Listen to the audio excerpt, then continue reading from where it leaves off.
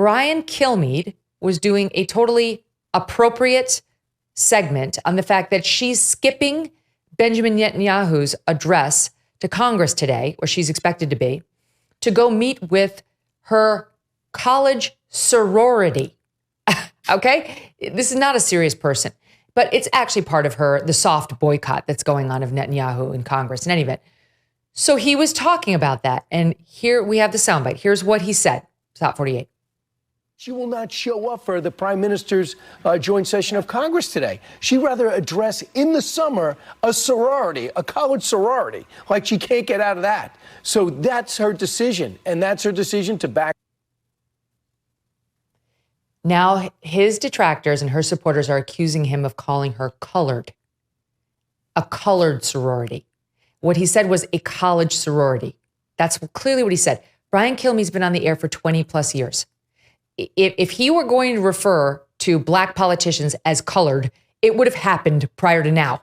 We had a black president for 8 years. He didn't store it up for this moment in 2024 when he could unleash it on Kamala Harris. Absolutely no benefit of the doubt for him. And even more nasty are people like Claire McCaskill, who decided to look at Lawrence Jones, who's on the set, he's a black man, with Brian, and shame him. This man said nothing after she was called colored. And to his credit, Lawrence got out there saying to her and others like who are making the same point, I'm the black man. You're so damn dishonest. He said college, but that's all you have. You know the bullshit that you advocate for only brings death, poverty, and destruction to our black communities. You're welcome on the show anytime to debate it, me and you. That wasn't in response to Claire. That was in response to another person. But you know what? Here's the thing. Like Claire McCaskill, a white woman, shaming a black man for not getting offended at her mishearing, intentional, I would submit, of what Brian Kilmeade actually said. It's so gross and dishonest. And here's Jamel Hill, too, just for kicks. Nobody on the panel flinched when he said it. Fox News doesn't reach new lows because remaining in the gutter is their standard. And then there was Eugene Daniels, who reports for is Politico, who also piled on, what? Politico, yeah. But to his credit, sort of followed up with, I spoke to Fox and plan on speaking to Brian when he's off air. They've made clear to me, he said college, not colored. The audio's garbled, but I'm going to take Brian and his team at their word. Eugene, that's what you should have done at first. What histories has Brian Kilmeade had of saying something like that, right? That's disgusting. And they all do it for political purposes and ideological too. This is what they think of white men, Fox News, and right-leaners in America in general. Of course. And it seems intentional to me because the words college and colored don't even have the same vowel sound.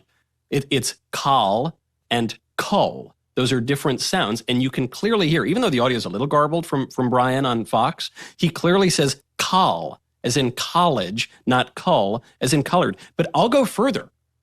Why would it be such a huge deal if Brian said that? Brian would not say that. Brian has not said anything like that. But if I just listen to the way that the left talks about race, I am told that we must refer to people of color. We have to refer to Kamala Harris as a woman of color. In fact, we were told by Joe Biden that she was selected for her job because she is a woman of color. So we're told by the left we have to use this phrase of color, but if we say the phrase colored, which is semantically identical, you're basically the grand cyclops of the Ku Klux Klan. The whole thing, beginning to end, is so deeply disingenuous that I think we just laugh at them and ignore them. And I think that's what most Americans are doing. It's ridiculous. He didn't say it. He hasn't said it, and they need to really get a grip. It's just offensive. Okay, the media, while I'm on it. The pile-on J.D. Vance is also underway. As they coronate Kamala, the pile-on on J.D. is underway. They're very, very upset about an interview he had with Tucker Carlson years ago when Tucker was on Fox. Very upset about this reference he made, and I'll play it. I'm going to play a CNN SOT anchored by this moron, Casey Hunt, who's a repeat violator of being a moron. She's the one who was like, you will not criticize Jake Tapper on my air. My colleagues, you cannot say anything bad about them before the debate. She's lost. She's in hysteric. So here she is in Act 2, And she'll toss to the JD side. So it's embedded in what I'm about to play you. Listen. This recently resurfaced video of Republican vice presidential candidate J.D. Vance. It has restirred an uproar and is raising questions about how sexism will play into the campaign now that Kamala Harris is leading the Democratic ticket. This was Vance speaking to Fox News in 2021. We're effectively run in this country via the Democrats, via our corporate oligarchs, by a bunch of childless cat ladies who are miserable at their own lives and the choices that they've made. And so they want to make the rest of the country miserable, too. And it's just a basic fact. You look at Kamala Harris, Pete Buttigieg, AOC, the entire future of the Democrats is controlled by people without children. Childless cat ladies. Remind everyone, who else is a very powerful childless cat lady, quote unquote, because the internet really likes Taylor Swift in this particular moment. Oh my God. And then one of the panelists called JD vile. Here's a pro tip. If you are a news anchor, do not deliver all of your takedowns in a sing-songy fashion with weird faces that look uncomfortable on you, because it is off-putting to the very audience you mean to persuade. So, Michael Knowles, what do you make of childless cat lady and the larger point that JD was making that childless politicians may not have the same investment in America's future that people who have kids do? Well, you'll notice as those liberal journalists clutch their pearls, they never say he's wrong. They never really make an argument against him or anything like that. So did JD use provocative language on a news show? Sure, that's just kind of what one does on a news show. But his broader point is one that has been made, in the academy, in politics, and in the media for some years now, and not even just pertaining to America. It is a little weird that the nations of the West, you see this especially pronounced in Europe, are run by people who don't have kids.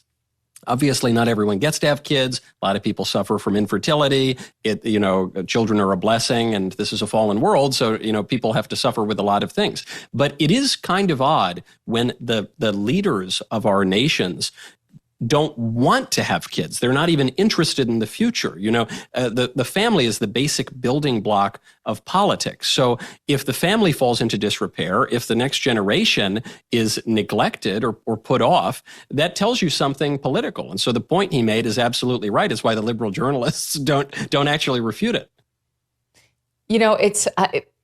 I guarantee you that if JD Vance actually encounters a childless cat lady out on the campaign trail, he will have as much empathy for her and understanding of her life as he would for anybody.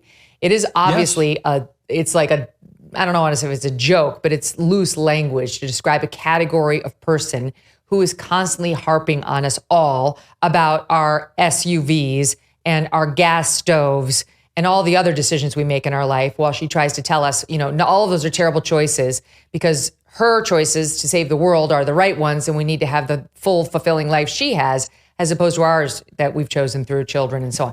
This is a caricature of some leftists that's based, on fact. We've seen some of these people. That's what he's trying to say. But of course, everything's going to be filtered through he's a sexist, but Kilmeade's a racist, JD's a sexist, all the right is bad. And I guarantee you it's going to get turned up to a 10 now because she's a black woman running for president. Some Americans enjoy using their credit cards because it can be a hassle-free and secure way to pay. But our sponsor, the American Payments Coalition, says that some DC politicians want to change all that with the Durbin-Marshall credit card bill. They say this bill lets corporate megastores pick how your credit card is processed, which allows them to use untested payment networks that could jeopardize your data security and rewards. They say corporate megastores will make more money and you will wind up paying the price. Find out more at guardyourcard.com and consider telling Congress to guard your card while you're there, too. Thanks so much for watching. If you like what you just saw, hit the subscribe button for more clips and full episodes.